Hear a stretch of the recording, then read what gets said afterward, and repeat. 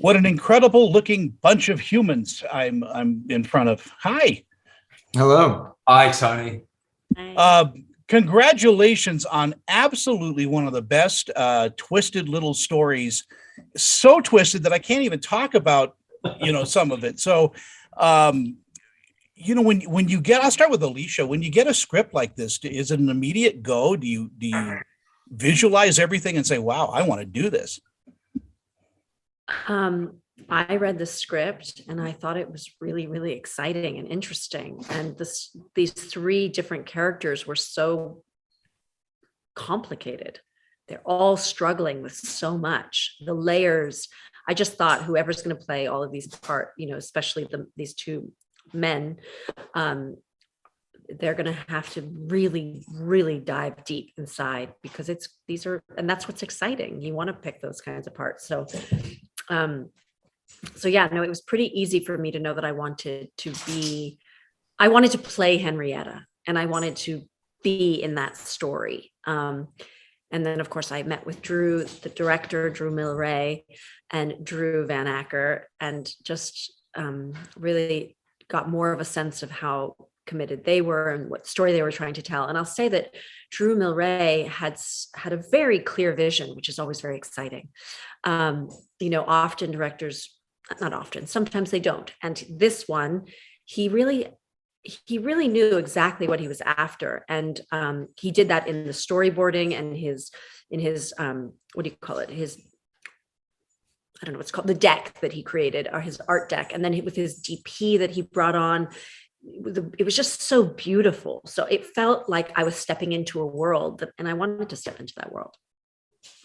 Drew, the character of Jake, tell me a little bit about what you had to do to prepare for this.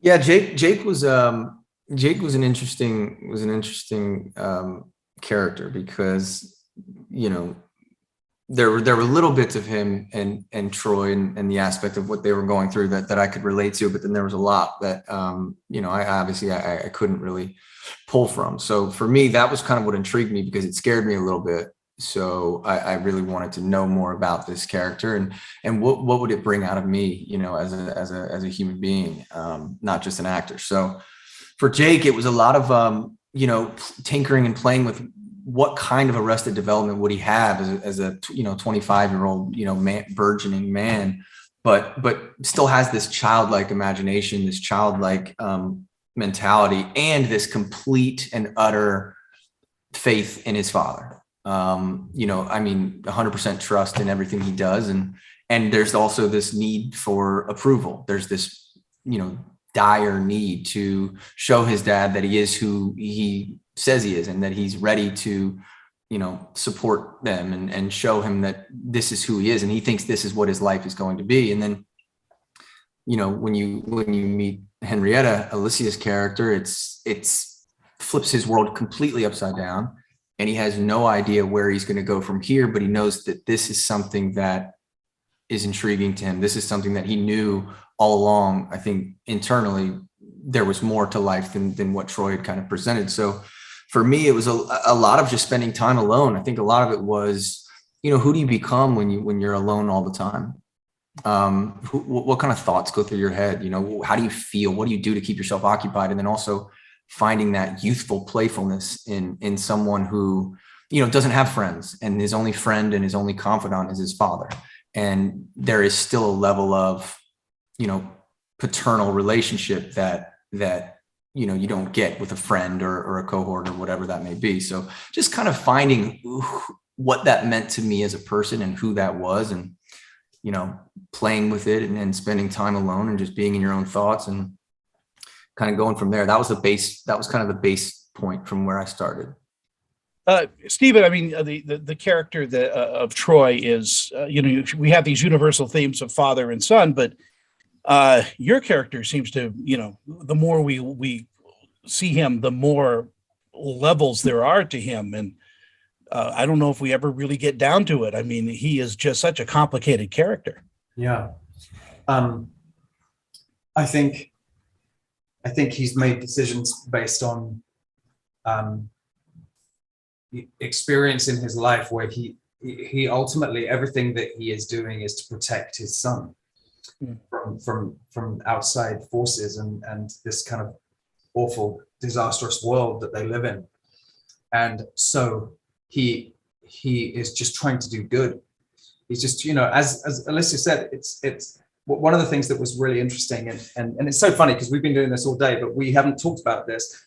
You get given a script and you read the script and you like what your character is, or you like the relationships between other characters, and you like the way they speak to each other and, you know, and the worlds that they coexist in.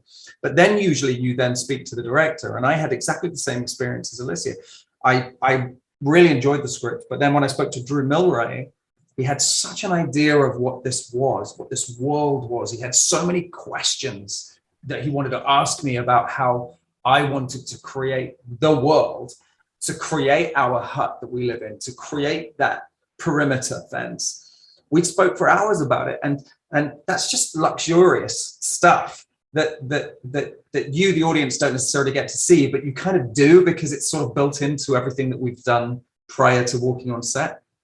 And so, in answer to your question, the complexity of who he is happening in the every moment. You've done all the work before you walk on set, and then you have to kind of forget it when you're actually placed in that. And he's just trying to do the right thing by his kid.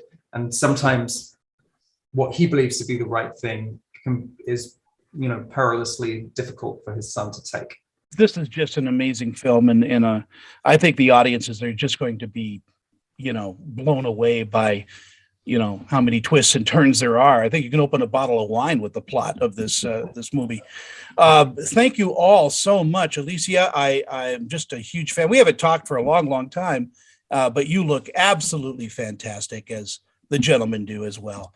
So thank you all for your time today. So Thanks much. so much. Nice to see you again. Appreciate it. Bye, Bye-bye. Tony.